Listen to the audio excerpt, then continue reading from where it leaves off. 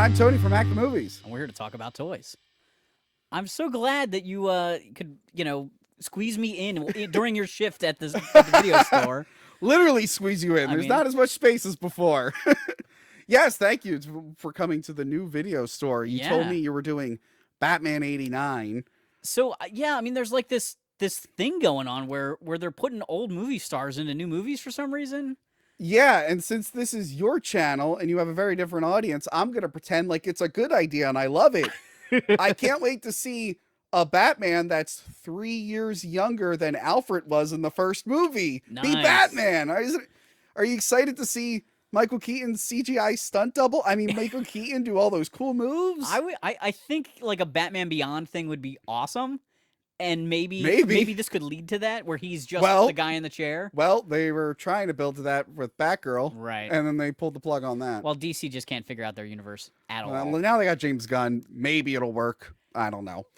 But yes, Michael Keaton's coming back. Michael Keaton's coming back. So we're talking about the Batman 89 toys. Yes. Which there's sort of two very distinct groups within that. Because Warner Brothers and DC knew that there was going to be a Batman movie and started like pushing a lot of just generic Batman merchandise, which tended to be the blue and gray Batman. We saw a lot of Batman, Robin, Penguin, Riddler, Joker stuff. And then to actually promote the movie, there was the Batman toy line. Yes. Actually the black suit Batman and yes. Although, I don't know if you stuff. saw the trailer for The Flash. Yes. He opens up his door with all the Batsuits, and one of them is blue and gray. Yep. So I think it's like implying that maybe that first year he tried blue and gray and it didn't work. I kind of like that because I just, that's such a classic color scheme for him. Well, also same movie, Ben Affleck is finally blue and gray. Yeah. Yeah, he's finally doing that. Yeah, I do see the toys over there. Like, I had some of those. So there was Toy Biz had the license for DC toys at the time. Originally, like, in the early 80s, Kenner had it. They did Superpowers, which was like just kind of the best superhero toy line ever. Like high quality paint apps. Every guy had a built-in action feature. They looked just like the comic book art. And then nothing really happened once that line went away. There was very little superhero stuff. And then coming up for the end of the 80s, Toy Biz got it. And Toy Biz was like a brand new company. This is not like the X-Men Toy Biz company yet that we would know in the 90s. And so they had a DC superheroes line, and I don't really understand what happened, but it was almost an exact ripoff of Superpowers. Like, really? The molds are almost identical. I would love to know why Kenner didn't sue them. Like, I would love to talk to somebody that worked at Kenner or at Toy Biz at that moment in time. And Kenner had recently been bought by Tonka. Okay. So I don't know if Tonka just didn't care or wasn't paying attention. It could have been that. But a lot of the figures, so this is like the Superman figure made by Toy Biz, and it's not an exact remold, but it is very close to the Superpower Superman. Yeah. They dropped his little action feature. He doesn't punch when you squeeze his legs. Okay. But he has a magnet in him, and if you put a kryptonite ring up to him, he'll fall over because the magnets Oh, that's cool. They changed some of the features, but a lot of the characters look very similar, like almost identical, which is sort of odd. And then they kind of did that with the Batman toys. If you ever look at the back of the packaging for these guys, like, it's the Superpowers Batman painted black. Oh, it's that's not funny. actually this Batman. And the Joker is the Superpowers Joker, painted purple, like painted like this, but it's not actually the one that came out of the package. It's just kind of like a weird thing. They were so looking at the old toys that they just copied them by accident. I don't know. But yeah, that explains a lot, because I had that Penguin. Yeah. I still have him somewhere. I lost the umbrella a long time ago. Mine's a little bit more... Actually, no, mine also has a messed up belly. It's really hard. Whatever that white paint was they used, whatever kind of paint it is, it never really hardened. It's sort of like you could dig at it with your fingernail. Yeah. But I remember having him, and I remember being like, okay, I know this looks like a comic, but I'm like, I thought this was like a movie one. Where did... So I'm like, because at that point, my Penguin is the Danny DeVito one, and the animated one, which looked like Danny DeVito, which we actually did a whole episode on the Batman animated series figures. Now, my question for you with your Penguin, did it shoot the whole umbrella or just the tip? That I don't know. Okay. It's been a very long time since I lost that umbrella. So, I mean, this is the one I had since I was a kid, and it doesn't really lock in well. It, like, accidentally shoots all the time by accident. It's like a hairpin trigger. But in the commercials for these, and I know I've seen at least one, like another YouTuber that has it, it just shoots the center point, which seems like a huge choking hazard to me. Oh yeah, that sounds like a terrible idea. But I think it's just interesting to see those like changes, because there Yeah. were a lot of those things in this line where I don't know whether they used multiple factories and made multiple molds, but like even Batman's face changes from figure to figure. Yeah, he does look different between those two. Yeah, so I have two different versions, and some people call the one the square-jawed Batman, and one is supposed to be like the Keaton Batman. I don't honestly know whether they like tried to make it look more like Michael Keaton. I think I have that one. You think you had that one? Yeah, I think I have that one. There's right there. 3 or possibly 4 different heads and to that Batman. We were talking, you don't have it here, but I also grew up with the one that you clicked his legs together and he would shoot up like this with his cape and his cape. So yeah. that one's actually not made by this company though. That's okay. That's for the series after this. So there were 2 series. Well, so there was the Batman movie line and the DC superheroes. Okay. And then when this wrapped up, basically my theory, because I don't know for sure, but the license went from Toy Biz to Kenner right after this movie. So I think that the movie made so much money and the merchandise made so much money. Yeah. But all they put out was like 3 figures and a couple vehicles. I think Warner Brothers was like, no, we're giving this back. Yeah, we got to do more. And then they did the Dark Knight series, which was not really tied to a movie, Mm-hmm. but it still had a Joker and it had the black suit Batman in it, and that's where that one came from. Okay, yeah, because I remember him being a lot thinner than these guys. Yes, so it's a new sculpt, but it looks similar. Yeah. It was definitely like, hey, we know you already have some Batman movie toys. Here's some other ones that we can't actually say are based on the movie because like the other people had that license. Yeah. So there's a lot of cool things that happened over the years through the line, but the true 89 line is very tiny. Yes. So, now that Joker, he's part of the True 89 line? This is part of the True 89 so line. I have him. Okay. He lost his square pack and he lost his hat a very long time ago. And I think he came with a gun at one point. He had a walking stick. He had a walking stick. Yes. Right. I lost the stick in the trunk of my mom's station wagon. But I remember having that Joker. And even then, like Jack Nicholson did a good job as the Joker, but he was a little thicker than that Joker. He wasn't the stick-thin comic book Joker. Yeah, and this one's face is really generic. Yeah, that just honestly looks like they had a Joker from the comic. Yeah. And since it looked enough like it, they're like, whatever. Good enough. Look, Jack Nicholson made a percentage of the profits on merch sales. Insane. So he went, is it selling well? I don't care what it looks like. Go nuts. He totally should have come with that really long pistol. Yeah, that'd be weird that they didn't do that. That was super iconic as a kid. There's actually a Snake Eyes figure from G.I. Joe from like 1990, I think, and he came with a spear gun, but it was this really long silver gun, and all my friends pretend it was the Joker's gun because it had this long barrel to it. But yeah, do you want to go down the line here then? Yeah, so we've got Batman. This is like the classic figure from the line. It's got the sculpted muscles. He has a built-in grappling hook accessory. Right. Very short string. And a very quick rappel. Oh, actually, I'm wrong. That's the one I have. Okay. And I think his belt's missing. this belt, if the knot breaks, the belt's it just goes gone. right inside. The rope goes inside him. You never get it back. That's what happened. Yep. The commercials make it somehow seem like he can rappel really slowly, so you can kind of enjoy it. Yeah, I don't know if they use slow motion or they just like stop motion animated it. Yeah. He came with a gun like his grappling hook launcher and a little batarang accessory. The batarang somewhere, and that could also clip onto his belt. And now I'm looking at the cape, and like I said, mine's in a glass box somewhere. But like those capes are famous for just folding in on themselves, so like doesn't really look like a bat wing anymore. It just looks like he's got like a tattered claw. When the animated series toys came out, whatever fabric they used, which is similar, was like just a little bit stiffer, and I thought, oh man, the quality is so much better. I used to actually pop that cape off if I was playing with this Batman. I'd put it on him. But I have 2 different versions of them, but they're pretty much identical, other than the face being slightly different. The one's got the square jaw, and the other one's got sort of the rounded jaw. But a really nice version of Batman.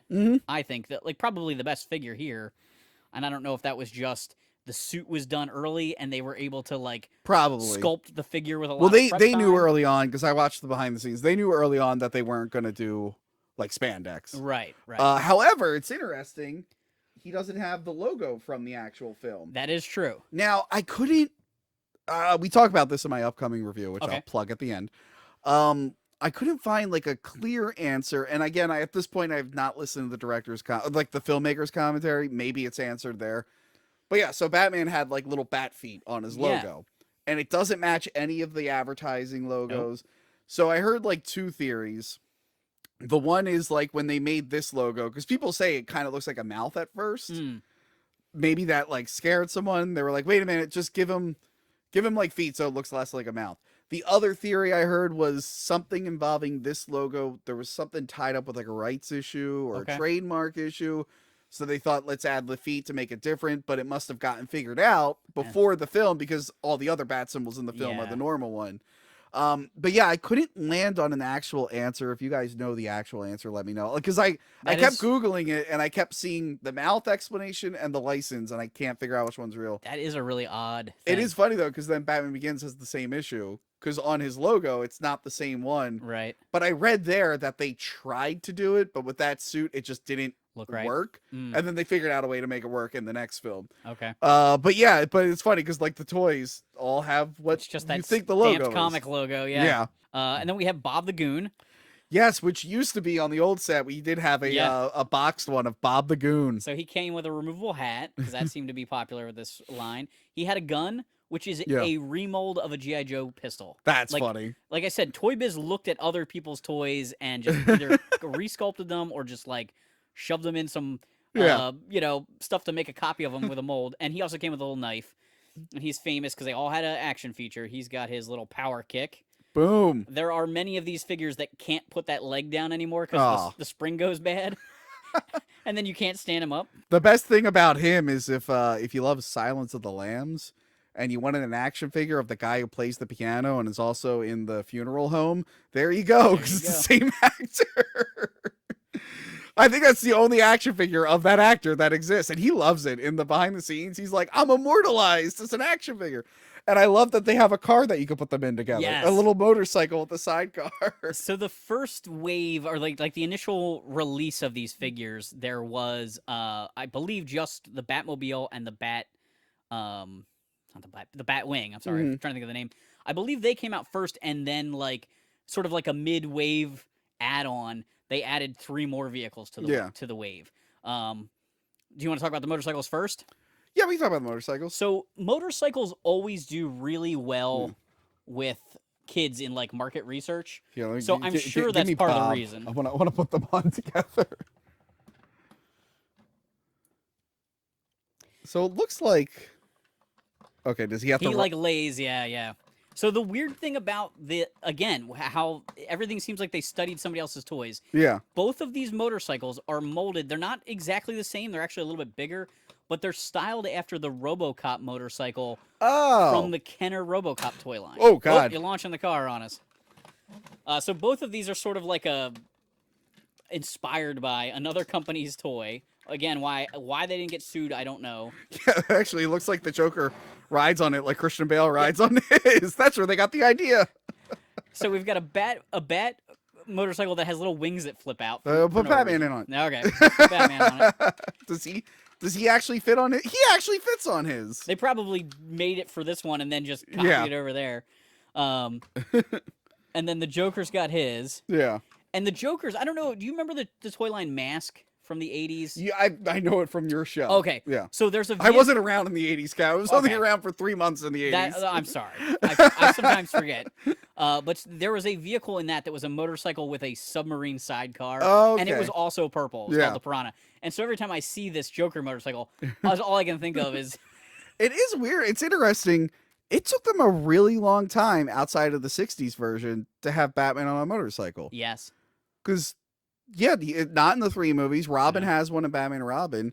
And it isn't even until The Dark Knight until he finally gets a motorcycle. I'm like, wow, I didn't realize it would take that long. Yeah, even though they were doing, like, toys of them. Yeah, there were like a million toys of him on a motorcycle. Like, you think they would have done that a little bit earlier in the films.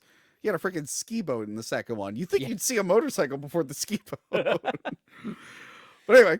And then we have, like, kind of the 2 big signature pieces of that first wave. We had the Batmobile, which is a really nice rendition. I'd say the one piece it's missing is the hood. The hood. It doesn't have a roof.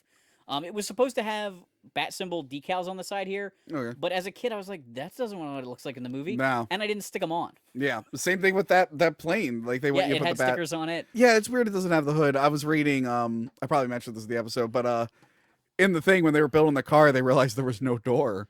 And they're like, wait a minute, okay, we'll have the front come off and he could jump in.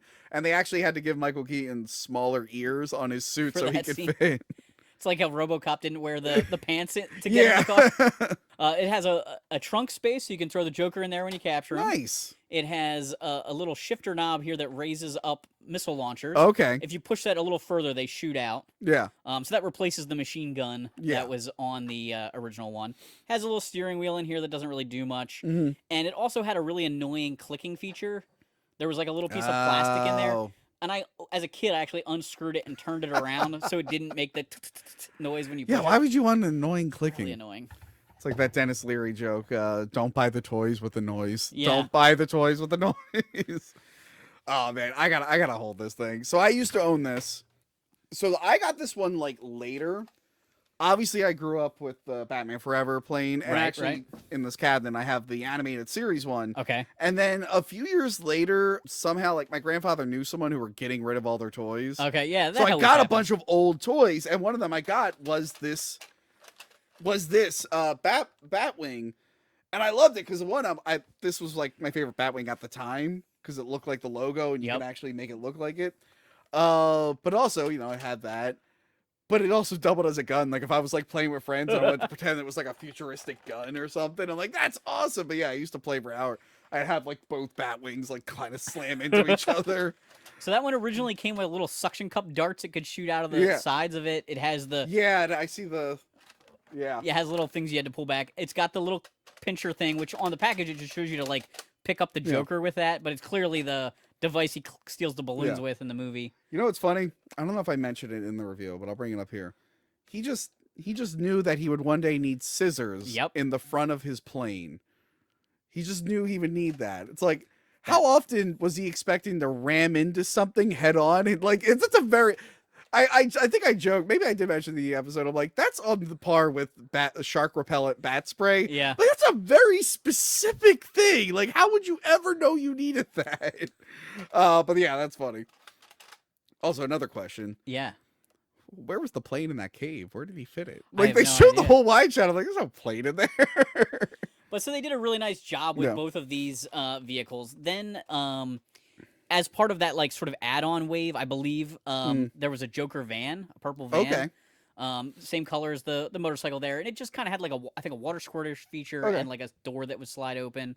And then the last big, like, piece, because every toy line, to kind of fill a section of shelves, needs figures, medium vehicles, big vehicles, and then the play set. Yes. Right? And so there was a Batcave play set. Okay.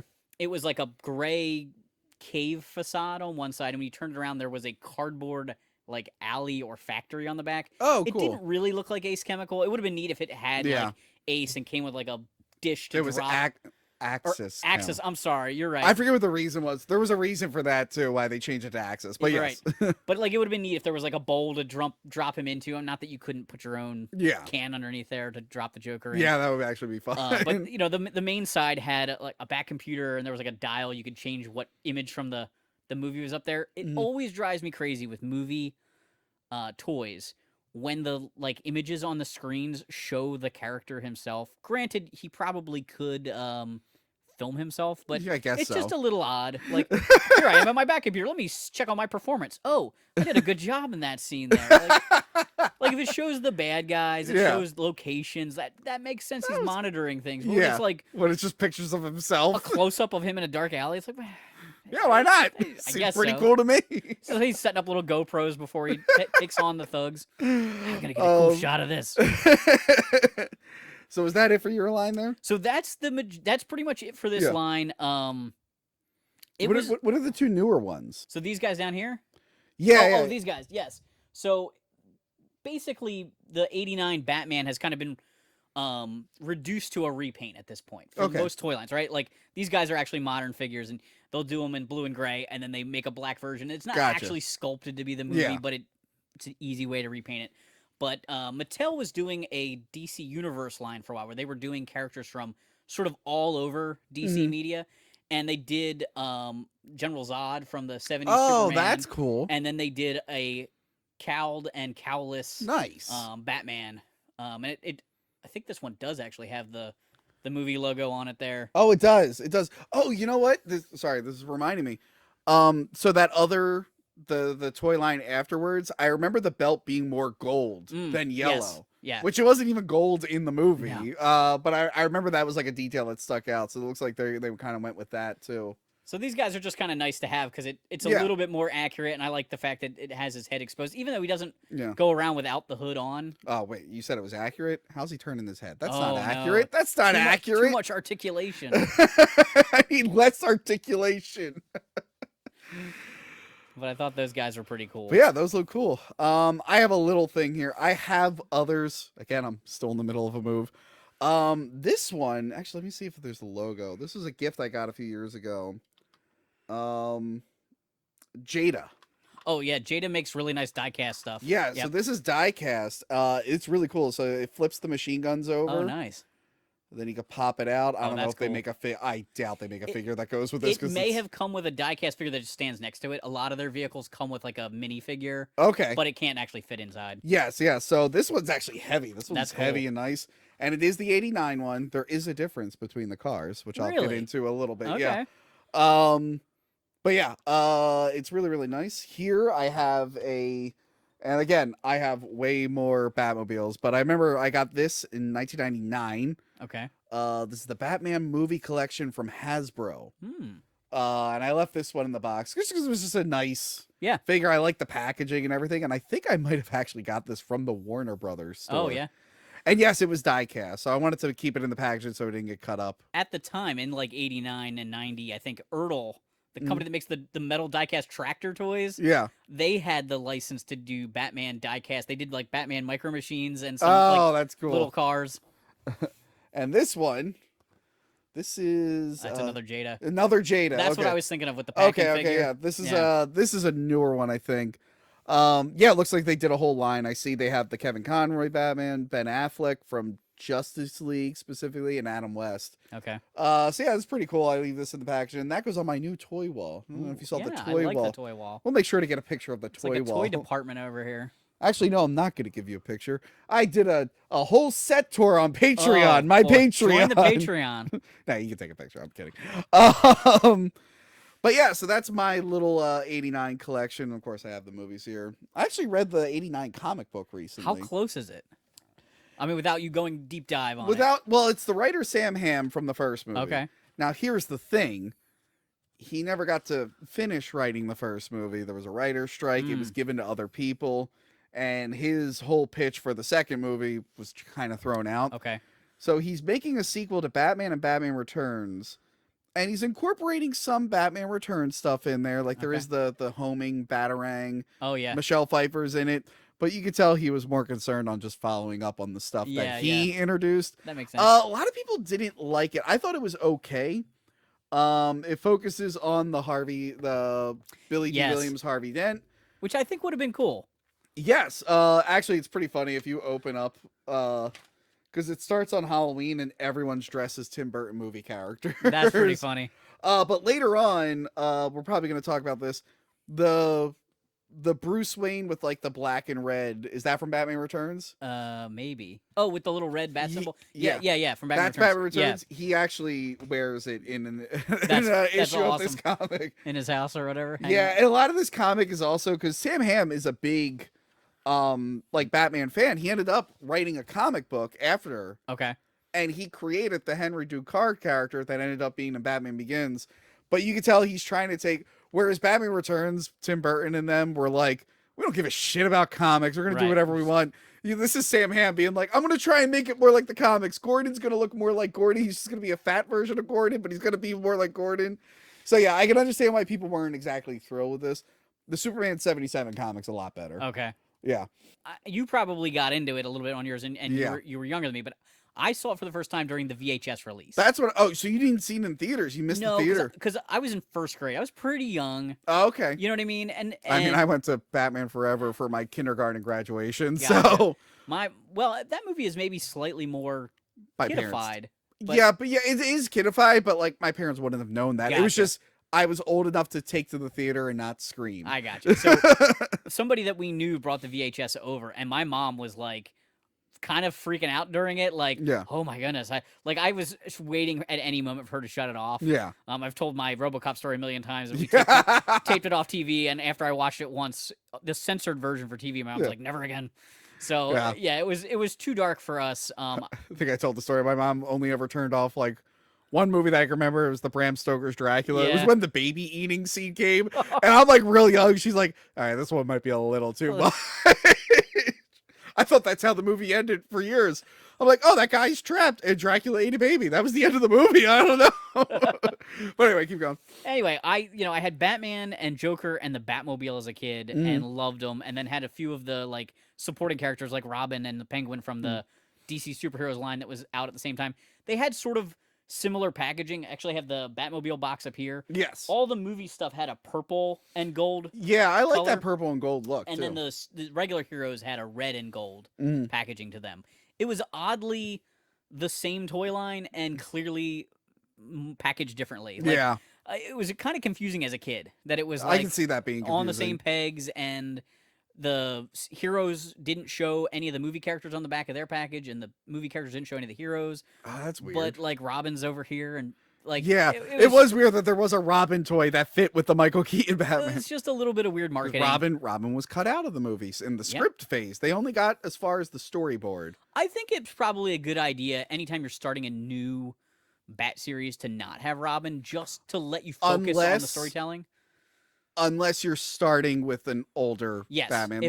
If you're doing that, that's which fine. They did with Affleck. But the next one that they're doing, it is not like an older Batman, but it's a Batman that's been around for a while. That James Gunn was talking about how it's gonna be like the Damian Wayne Robin. So like the older Robin is already grown up, and there's already Batgirl, so that's like a whole thing. But yeah, if you're starting off with a new Batman and it's like an early years Batman, leave Robin for later. And especially since they were trying to like really make a division between the 66 Batman and Batman. Well, Robin's in this. Yeah. And they modeled him to look like Marlon Wayne. That's funny.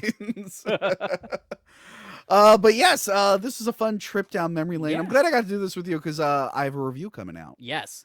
Make sure you check out 2 of them. And movies. Speaking of Batmobiles, for our review, I got in contact with a guy who actually collects Batmobiles. So we drove out to his place, and we do both reviews for the Tim Burton Batmans in front of a screen-used Batman Returns. That's amazing. Batmobile, and it's specifically Batman Returns because it's shinier. If you can tell, the Batman 89, it's got more of this kind of like matte kind of look, and like the gray. There's like a bunch of gray stuff on it. Okay. The Batman Returns one, it's mostly just black and sleeker and shinier. And I didn't realize it until I saw it in person. And I'm like, oh, yeah, that is like a lot different. It's almost amazing that they built a new one, but they do that so often for movies. You know, you would think they just like, they just warehouse everything. Well, they have to build a bunch of them anyway, because like there's multiple Every stunt scene needs a special version. So he had one of the screen use ones. So we drove out there. So yeah, this month we're doing Batman and Batman Returns, and we're doing it in front of the Batman Returns Batmobile. That's screen used. And it was really cool. I'm hoping, because he has other Batmobiles, and there's other movies I haven't covered yet. Okay. So that was a lot of fun. I really like doing this again with you. It's been so long, Kevin. Absolutely. And we forgot to mention, we were both roasted recently by my good friend Carl. That asshole. Yeah, my friend Carl reviewed your show, and then like a few weeks later, he has a Cringe of the Week segment, and it was me. And I'm like, God damn it, Carl. But that was a fun time. But yes, it was great being here. And yeah, this is your show. Sorry, I'm sitting in my host seat. Tony's getting ready to step all over my I lawn. am in host mode. I'm so sorry. You go, go. Sorry. If you like this video, hit the like button. Please share it with a toy collecting or movie buff friend of yours. And thanks for hanging on the peg with us.